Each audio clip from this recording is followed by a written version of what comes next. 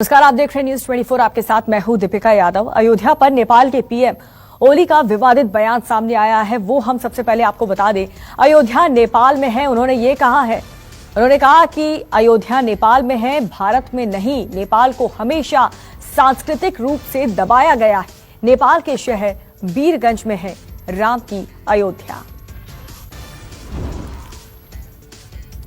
तो ये बड़ी खबर हम आपको बता रहे हैं। अयोध्या पर नेपाल के प्रधानमंत्री केपी ओली का ये विवादित बयान सामने आया। उनका कहना है कि अयोध्या नेपाल में है, भारत में नहीं है।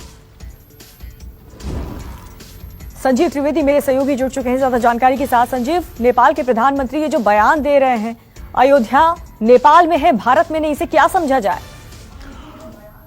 देखिए, राजनीतिक चुनौतियां आज की तारीख में उनके गिर्द इतना ज्यादा मजबूत हो चुकी हैं कि अब उन्हें यह लग रहा है कि भारत विरोधी एक लहर बना करके अपने आप को महफूज किया जा सकता है। और उसी क्रम में भारत विरोधी जो बयान वो देते रहे हैं, उसी श्रृंखला का एक बयान है ये, जिसमें न भूगोल का, न इतिहास का, न ही पौराणिकता का, किसी भी ऐसे संदर्भ का कोई मतलब नहीं है। आज प्रधानमंत्री निवास जो है नेपाल का, वहां एक कार्यक्रम था, एक कवि के जन्म दिवस के मौके पर एक कार्यक्रम हो रहा था और बिना किसी संदर्भ के उन्होंने ऐसी बात कह दी जो कि आज तक नेपाल में भी किसी ने नहीं कही थी।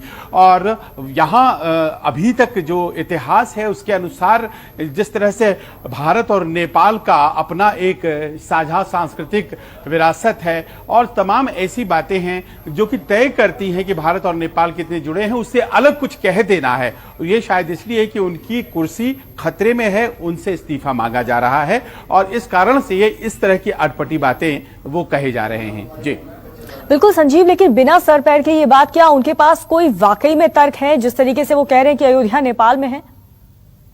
देखिए, कोई तर्क उन्होंने अपनी दलील के समर्थन में पेश नहीं किया है।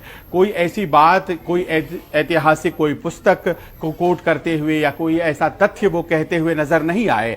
बस उन्होंने मन में आया और कह दिया।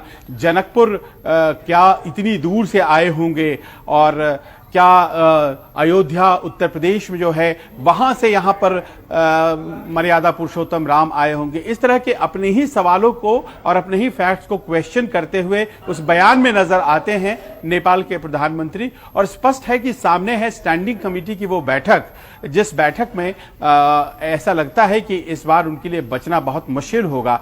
तो चीन ने उन्हें एक लाइन दे दी है कि आप भारत विरोधी बातें कहते रहिए, और एक नया लाइन उन्होंने लिया है कि सांस्कृतिक तौर पर भारत ने हमेशा हमें दबाया है और अयोध्या दरअसल नेपाल में था और उसे भारत में बताया गया है। ये कहते हुए नजर आ रहे हैं, लेकिन हकीकत जो है निगाहें कहीं पर हैं और निशाना कहीं पर। बिल्कुल सही कह रहे हैं आप, बहुत बहुत शुक्रिया।